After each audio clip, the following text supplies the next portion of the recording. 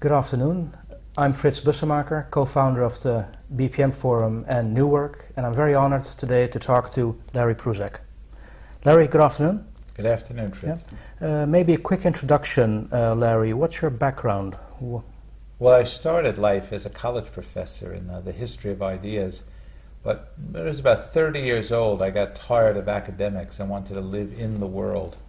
So I took a job at the Harvard Business School as a researcher and then became a management consultant and a researcher and have been doing that ever since. Okay, and what exactly do you research? What's your topic, your interest? Knowledge. Knowledge. How knowledge works in organizations and somewhat in countries. Okay, and how would you define knowledge? What definition do you go by? It's what knowledgeable people know.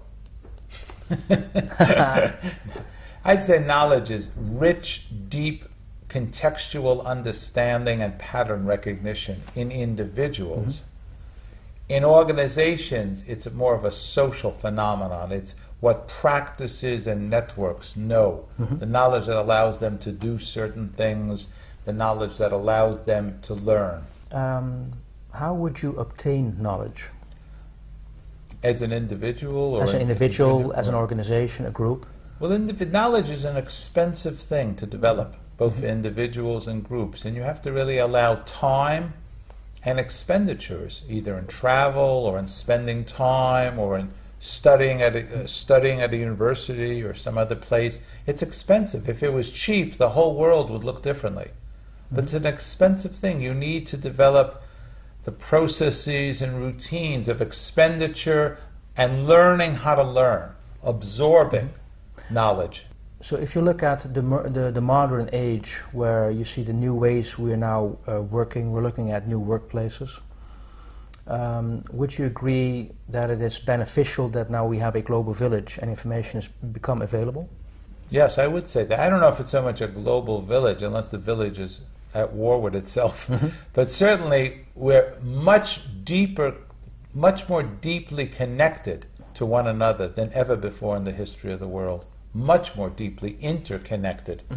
So that's certainly true. And I think there's much more information that flows around the world. But knowledge is still a local phenomenon.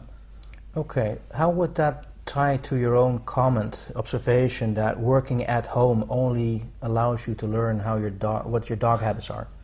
Because learning and knowledge are profoundly social activities. People do not learn by themselves. This is why e-learning is such nonsense. You learn with others. You learn by watching others, by interacting with others, by talking with others. And if you're home, you learn about your dog. So Larry, if you look at the way we now currently obtain knowledge, how important is technology to obtain knowledge these days? Well, I think actually the most important use of technology to obtain knowledge is to point to it rather than to capture it. If you have money to spend on knowledge processes, I'd spend it more on connectivity than capture. And I think technology is a wonderful tool to allow people to find one another. I wouldn't be here if there wasn't technology. I would never have learned about all of you or come to this country. But when I'm here, the way I share my knowledge is still speaking with people. So the fool with a tool is still a fool. Yes. Someone once said, I can't remember who this is, or I'd quote them, that any organization can be summed up by tools, fools, and rules. What would you call, Larry, what would you call the dominant technology today which enables people to obtain knowledge?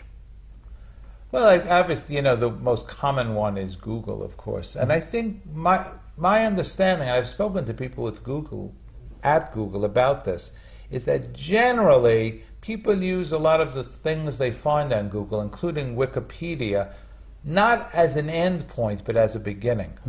That when the people at Wikipedia have told me that very often, and I hope this is true, I think it is, people start by reading what the selection is on the Wikipedia or even things on Google, and then move on to deeper, richer study when they want to learn something. So I think it's a very, very useful pointing device and a great introduction, but it's not the end of the story. If you're mentioning Google, are you is that Google specific, or can you also broaden that to the internet in general? Oh, the internet in general, yes. I'm just using that as the whole internet in general. So Larry, if knowledge is so important for companies, for countries, for people, what kind of effect does that have on the companies? Well, those that don't adapt to understanding knowledge as a force of production that's more important than land, labor, and capital will slowly die, and they'll never know what killed them. So if today knowledge is important, gaining knowledge is important, what's the difference between today and, let's say, 100 years ago? Well, you know, the knowledge has always been very important. In the history of you can write a very good history of the world based on knowledge development and knowledge transfer. So there's never been a time when it hasn't been important. It's interesting, we're doing this interview in Holland, where a small country, it's not a large amount of people, became one of the wealthiest countries in the world based on knowledge and know-how. So I think, you know, it's a very clear demonstration of your own country's history shows this out. What's changed is the deep, rich interconnection in the world based on technology and the globalization of the economy that has 3 or 4 causes. Okay, so what's your advice for organizations? What's the single biggest thing they have to look out for? Rethink how work is done, where knowledge is the source of wealth rather than land, labor, and capital. So Larry, if companies are looking for global knowledge, what are the consequences? Well, I think they have to really rethink in deep, rich ways how they globally source knowledge, how they retain knowledge, and how they transfer knowledge to their own activities throughout the world. We don't know a lot about this. This is a new world for organizations. So we're all trying, here, Europe, Asia, the United States, trying to come up with routines, processes, and methods to do this effectively. And there's a lot of experimentation going on because it's a new world. And do you have any idea why they could not become a new Toyota? Because I think knowledge, complex knowledge, is intricately tied up with the culture of an organization and the culture of the country that it's in. Actually, that leads me to the final question I have for you. And that is, you came all the way from the States to the Netherlands to present at the New Work community. Twofold, why would you want to do that? We could have used the internet, and what do you see as the relevance of having a New Work community? That's a good question. Let me answer the second one first, because I think that's more fun. It's wonderful when people with cognitive diversity get together, and that means they have different experiences, educations, and backgrounds, come together to discuss a common subject. I had a wonderful day today. I really enjoyed it. I was a little jet lagged, a little tired. It's Friday, but I got energized by people from different backgrounds, toolkits, understanding, education. Not so much gender or nationality, but those other things. I think it's a wonderful thing to do, and it'll become more and more common. In a way, I keep using these historical references, it's how this country grew wealthy. It's not that dissimilar. We had people from different parts of Europe came here because this was a tolerant country, and it helped make the country wealthy. Your other question is pretty interesting. Why are the planes full? Mm-hmm. How come if we have such remarkably fine technology, and I've seen some great examples of video conferencing lately that were really lifelike, the planes are full. Whenever I get asked to do something that requires a plane ride, if I ask people, can I do this in another way? Can I go to... It's almost always no.